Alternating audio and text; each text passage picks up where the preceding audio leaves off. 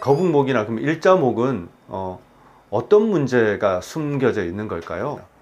예를 들면은 뭐 어지럼이라든지 이명이라든지 뭐 이런 게 있죠. 목에 뭐 감기 앓은 것도 훨씬 지났는데 목에 뭔가 걸린 것 같은 이물감 같은 것들. 거북목은 자율신경 실조증을 유발할 수 있다.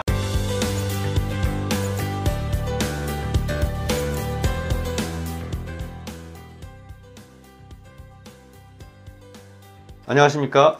라이프체인저 가정할 것 전문의 류호성 원장입니다. 지난 시간에 잠깐 우리가 담이 걸린다는 게 디스크 손상에서 오는 거다, 근육통 문제가 아니다 라고 말씀드렸습니다. 물론 근육통 문제가 국한될 수도 있습니다. 그러나 우리가 담이 자주 걸린다, 예를 들면 아침에 일어났는데 목이 잘 돌아가지 않는다, 뭐 신발끈을 매다가 뭐 담이 걸렸다, 이 얘기는 가벼운 일상적인 동작에서 뭔가 문제가 생긴 거잖아요. 이럴 때는 디스크 손상을 의심해 봐야 된다는 겁니다. 그러면 지난번 얘기했듯이 이제 거북목이나 그럼 일자목은 어떤 문제가 숨겨져 있는 걸까요? 제가 예전에 우리가 척추 질환이 단순히 뭐 디스크 손상이다, 뭐 요통이 있다, 통증이 온다, 거기에 국한돼서 생각하는 게 아니라 과연 여기 통증은 무엇을 얘기하는 걸까? 그리고 거북목이나 일자목이 되면은 우리가 어떤 일들이 생길까에 대해서 오늘 말씀드리고자 합니다. 기능의학적인 관점에서 본다면은 이 척추에는 중요한 신경이 하나 숨어 있습니다. 우리가 팔다리를 움직이는, 이런 근골격계를 움직이는 우리가 채성신경이라 그러죠. 그거 외에 우리 내부 장기를 조율하는, 그리고 혈관을 수축했다 이완시켰다 하는 자율신경계가 바로 숨어 있는 것입니다. 바로 척추 앞과 옆쪽에 이 자율신경계, 31쌍의 자율신경계가 있는데요. 거북목이나 일자목이 되면은 이 붙어있는 이 자율신경계에도 영향을 줄 수밖에 없습니다. 척추 불균형이라고 저는 표현을 하는데, 이렇게 되면은 이 척추 안에 있는 척수로 이 자율신경계가 결국 연결되어 있는데, 이 신경계를 보호하는 인대와 근육이 당기면서 당연히 자율신경계도 구조적인 변화를 일으킵니다. 신경은 전기 신호로 서로 커뮤니케이션하는, 그러니까 신호를 주고 받거든요. 전기 신호 얼마나 예민합니까? 우리가 핸드폰 화면만 해도 손으로만 이렇게 넘겨도 화면이 바뀌잖아요. 압력을 준다든지 터치를 한다든지.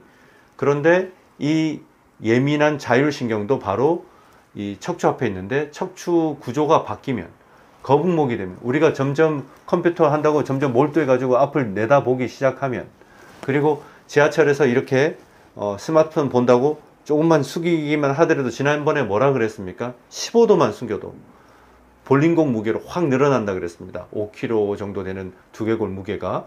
그러면 근육에 힘이 더 가게 되고 텐션이 올라가게 되면은 이 주변 부위에 있는 구조물, 즉 신경계에 영향을 당연히 미칠 수밖에 없습니다.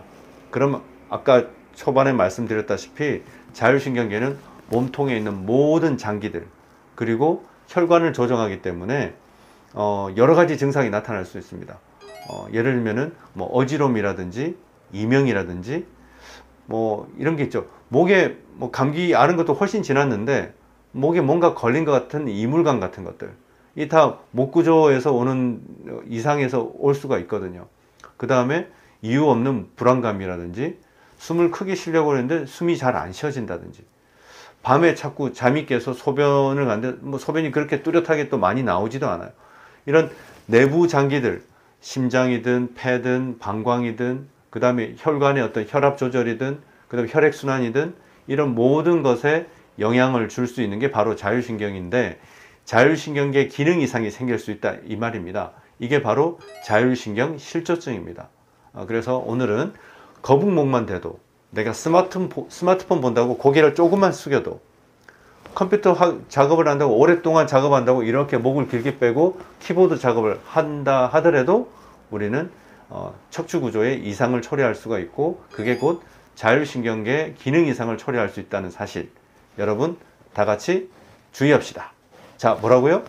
거북목은 자율신경 실조증을 유발할 수 있다.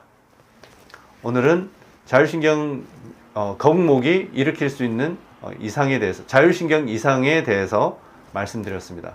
여러분의 라이프 체인저 가정의학과 전문의 류호성 원장이었습니다. 감사합니다.